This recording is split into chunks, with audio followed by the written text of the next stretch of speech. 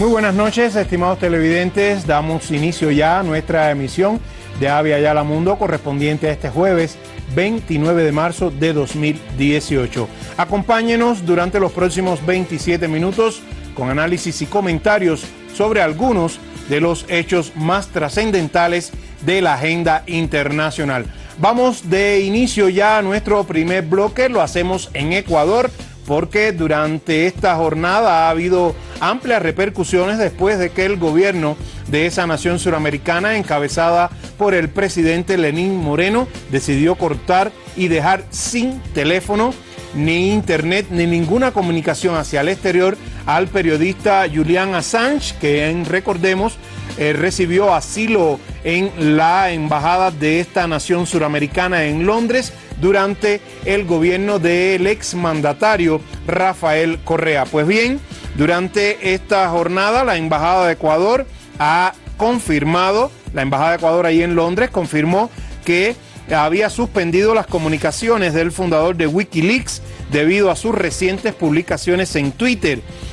En un comunicado publicado por la Secretaría Nacional de Comunicación de Ecuador, acá la tienen en sus pantallas, tales medidas fueron adoptadas ante el incumplimiento por parte de Assange del compromiso, así lo atestigua este documento escrito que asumió con el gobierno encabezado por Lenín Moreno a finales de 2017, por el que se obligaba a no emitir mensajes que supusieran una injerencia en relación con otros estados. Pero fuentes cercanas al propio Assange han sostenido que el periodista no firmó ningún acuerdo de ese tipo. El gobierno ecuatoriano advirtió que el comportamiento de Assange, en concreto sus mensajes en las redes sociales, pone en riesgo las buenas relaciones de ese país latinoamericano que mantiene con el Reino Unido, con el resto de los miembros de la Unión Europea y con otros estados. En consecuencia, con el objetivo de prevenir potenciales perjuicios, se ha tomado la decisión de interrumpir las comunicaciones al exterior. Así lo ha precisado este comunicado que ha emitido la Secretaría de Comunicación del Gobierno de Ecuador. Y, por supuesto, el periodista australiano se ha quedado sin comunicarse con el exterior. Además, en la nota oficial se precisa que el Ejecutivo ecuatoriano, encabezado por Lenín Moreno, lo tienen ahora en sus pantallas, puede tomar medidas adicionales respecto a Assange debido a la violación de dicho compromiso por su parte.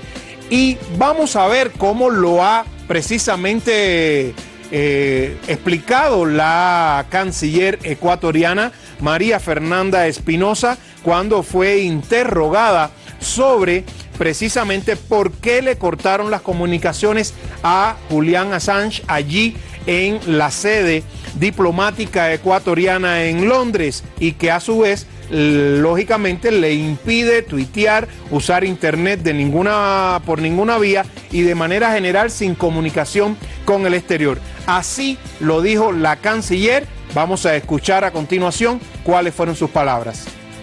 Están suspendidas sus comunicaciones, efectivamente, él no cumplió un acuerdo que él mismo firmó de silencio y no intervención en temas internos de otros estados, él violó ese compromiso, nosotros procedimos a cortarle el acceso a las comunicaciones.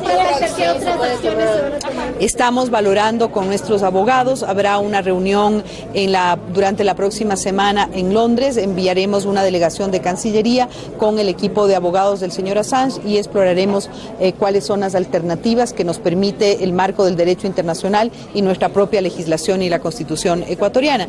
Lo más importante es que seguimos dialogando con el Reino Unido para buscar una solución definitiva y duradera a esta situación que el actual gobierno ha heredado.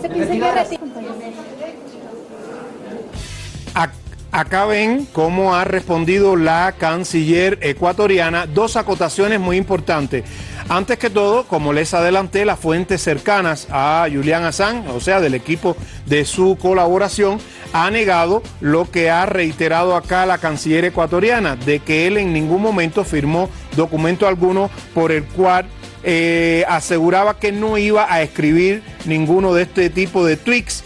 Y en segundo lugar, hay que remitirnos a la frase final de la canciller ecuatoriana. Expresamente dijo buscar una solución definitiva y duradera a la situación que el actual gobierno ha heredado. Es evidente que con estas palabras la canciller María Fernanda Espinosa está demostrando la ruptura del actual ejecutivo encabezado por Lenín Moreno con todo lo relacionado con la política exterior que llevó adelante el exmandatario Rafael Correa durante su gobierno. Algo que no es nuevo, pues Guillaume Melón, quien fuera canciller durante el último mandato de Correa, recordemos que hace pocos meses renunció como embajador de Ecuador ante los organismos de Naciones Unidas en Ginebra, precisamente por sus desacuerdos con el rumbo político que estaba tomando las relaciones exteriores del actual gobierno ecuatoriano. Y vamos a seguir con el tema sobre Julian Assange y ahora, sobre todo, vamos a ver qué fueron, cuáles, cómo y qué fueron los tweets en los cuales provocaron que el gobierno ecuatoriano tomara esta decisión de cortarle todas las comunicaciones a Julian Assange allí dentro de la embajada ecuatoriana en Londres. Y es que hay que hacerse algunas interrogantes: libertad de expresión o injerencia, hasta donde los tweets de Julian Assange constituyen una intromisión en los asuntos internos de una nación, o por qué pueden los grandes medios atacar a gobiernos democráticamente elegidos y por qué no puede un periodista como Julian Assange escribir en su tweet personal sobre diversos sucesos de la agenda internacional. Interrogantes que la propia realidad se encarga de responder. Veamos cuáles fueron los tuits de Assange que generaron la actual decisión del gobierno ecuatoriano. Hubo dos muy significativos. En uno, Assange definió al presidente Vladimir Putin tras ganar las presidenciales como el líder más efectivo de Rusia. Y por supuesto eso ha levantado ronchas en Occidente y tal parece que el gobierno ecuatoriano tomó nota de ello. El segundo lo vieron ya ahí en sus pantallas, se los voy a reiterar, lo van a ver después nuevamente en pantalla, pero es referido a la detención del expresidente de la Generalitat, que es el gobierno de la Comunidad Autonómica de Cataluña, Carles Puigdemont, una detención que tuvo lugar en Alemania. Acá ven de nuevo el tuit. Pues bien, él escribió que en 1940 el presidente electo de Cataluña, Lluís Companys, fue capturado por la Gestapo por petición de España, entregado a ellos y ejecutados. Hoy la policía alemana ha arrestado al presidente electo de Cataluña, Carles Puigdemont, por petición de España para extraditarlo. Así lo escribió. Assange incluso lo publicó el propio tuit horas después en alemán. Y, por supuesto, al día siguiente, según fuentes cercanas a Assange, un representante suyo fue informado sobre, entre comillas, porque así lo manifestó, un fuerte malestar y preocupación que sus declaraciones habían causado en el gobierno de Ecuador. Realmente no fueron declaraciones, fueron ideas que el propio Assange escribió en su Twitter personal.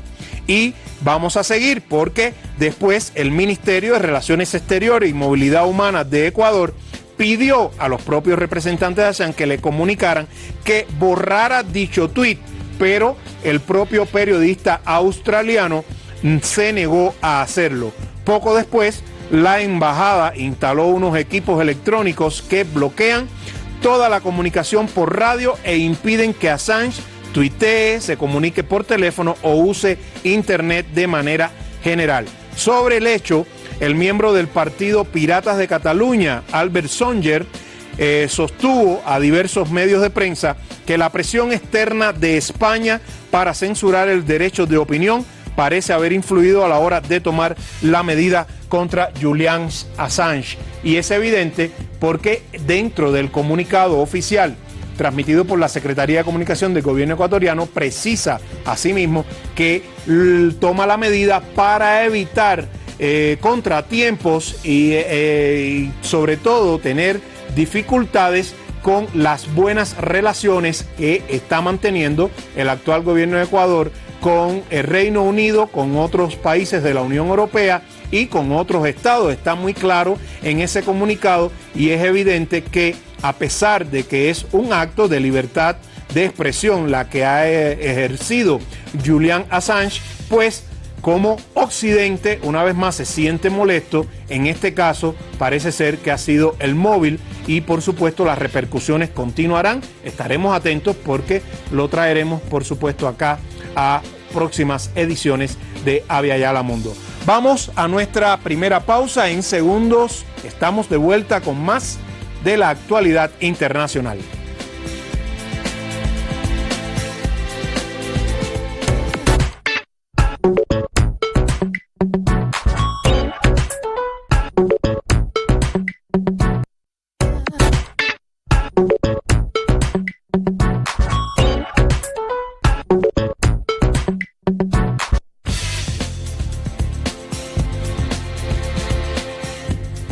Y estamos de vuelta ya, vamos a dar inicio a nuestro segundo bloque que lo vamos a dedicar a Rusia, porque durante esta jornada desde Moscú se ha conocido que se elevaron las cifras de las víctimas del trágico suceso del incendio ocurrido en la ciudad de Kemerovo hasta 79 muertos.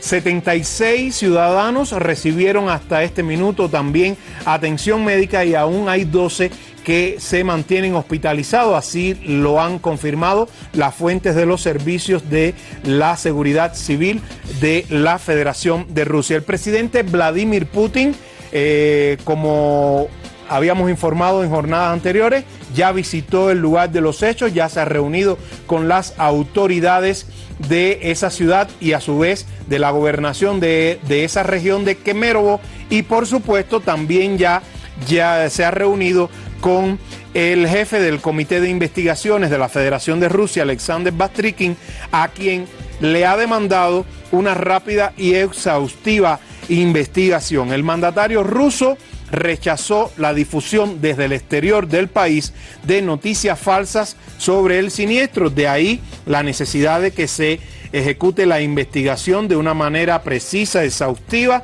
y que se dé a conocer a la opinión pública e internacional. Trascendió también después de la reunión del mandatario ruso que ha sido destituido el vicegobernador de esa región de Kemerovo, una ciudad situada en Siberia Occidental. El vicegobernador se llama Alexei Salenin y junto con él también ha sido destituida la jefa del Departamento de Política Interna del propio gobierno regional, Nina Lapatina. Las autoridades arrestaron además a un directivo del centro comercial Zimnyaya Vishnia, cereza de invierno en su traducción al español, que fue donde se produjo este lamentable incendio y que en su cuarto piso fue donde se inició, al parecer a causa del empleo de fuegos artificiales en una fiesta de niños, una fiesta infantil que se estaba realizando en ese momento. El siniestro se extendió por un área de aproximadamente 1.600 metros cuadrados y provocó el derrumbe del techo en al menos 3 de las salas de cines que existían en la propia instalación del centro comercial, además de un mini zoológico donde se encontraban gran cantidad de niños. Una situación que, recordemos, llevó al mandatario ruso a declarar la jornada de ayer, miércoles 28, en Día de Luto Nacional de Rusia. Prosiguen las investigaciones y sobre todo la reconocimiento en el lugar para seguir encontrando posibles víctimas, porque todavía hay algunos ciudadanos desaparecidos. La familia han dado a conocer que no han aparecido, se teme que deben estar también en los escombros y por supuesto eso podría aumentar el número de víctimas fatales. Vamos a continuar allí en Rusia porque otra información muy importante ha resultado en las últimas horas allá en Moscú, y es que el canciller de este país, Sergei Lavrov, acá lo tienen en sus pantallas, confirmó durante esta jornada que Rusia expulsará el mismo número de diplomáticos estadounidenses que expulsó Estados Unidos, y además se cerrará el consulado general de Estados Unidos en la ciudad de San Petersburgo. El jefe de la diplomacia rusa añadió que el embajador de Estados Unidos en Moscú, John Hussmann, fue llamado a la sede de la Cancillería rusa y el vicecanciller Sergei Ryabkov le explicó pormenorizadamente las medidas de respuesta de Moscú ante la expulsión de los 60 diplomáticos rusos por parte del gobierno de Estados Unidos, y recordemos también que indicó el cierre del consulado de Rusia en la ciudad de Seattle.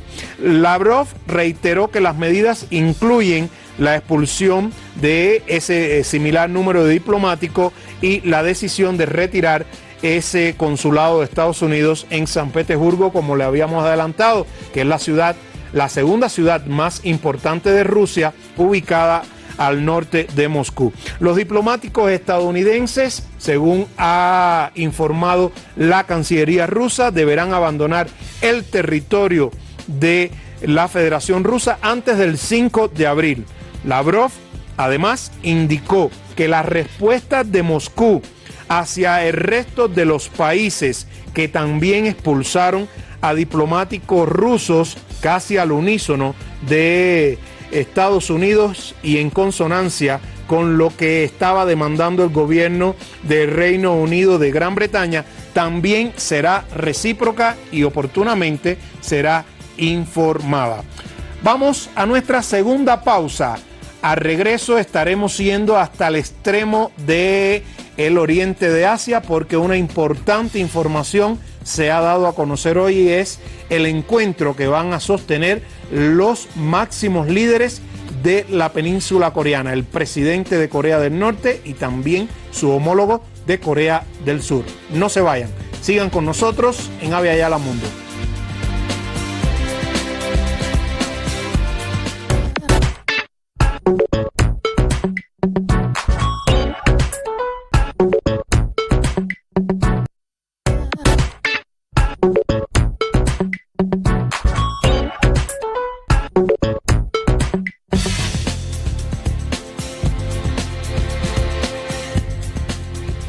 Y estamos ya para nuestro bloque de cierre. Como les decía, vamos hasta la península coreana, porque durante este jueves se ha confirmado que el presidente de la República Popular Democrática de Corea, Kim Jong-un, y su homólogo de Corea del Sur, Moon Jae-in, se reunirán el 27 de abril próximo en Panmunjom, según acordaron este propio jueves los gobiernos de ambos países.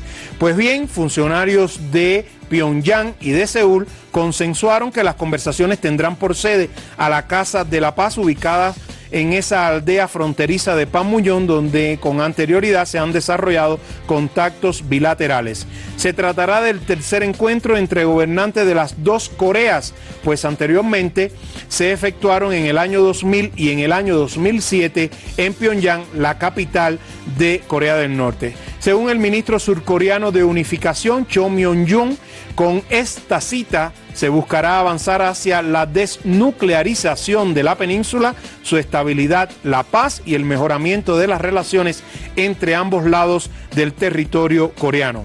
El miércoles 4 de abril, las delegaciones de los dos gobiernos volverán a la mesa de conversaciones a fin de ajustar cuestiones de protocolo y seguridad relacionados con esta cumbre entre ambos mandatarios. También convinieron en mantener otros diálogos previos a la cita de Kim y de Moon para definir los detalles de la agenda que discutirán ambos presidentes. Y vamos ya para el cierre con nuestras imágenes del día.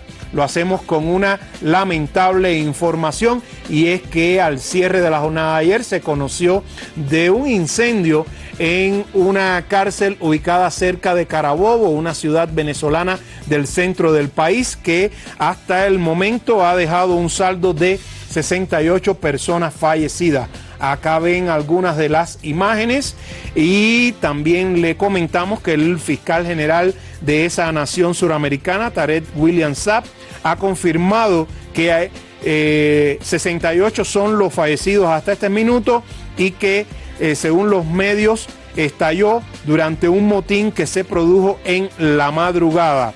Saab, a través de su cuenta en Twitter, ha confirmado que el Ministerio Público designó ya 4 fiscales para esclarecer los dramáticos hechos. Les reitero, un incendio en una cárcel de la Policía Estatal del Estado de Carabobo, en el centro de Venezuela, ha dejado un saldo de 68 personas fallecidas.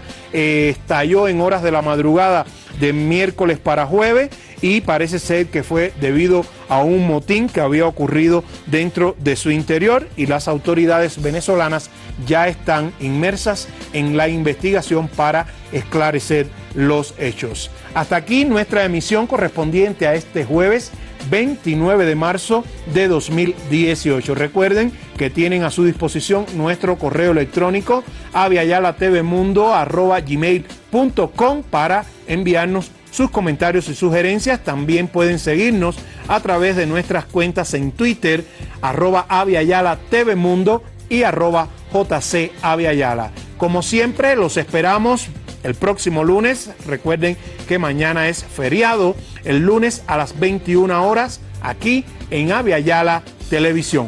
Muy buenas noches.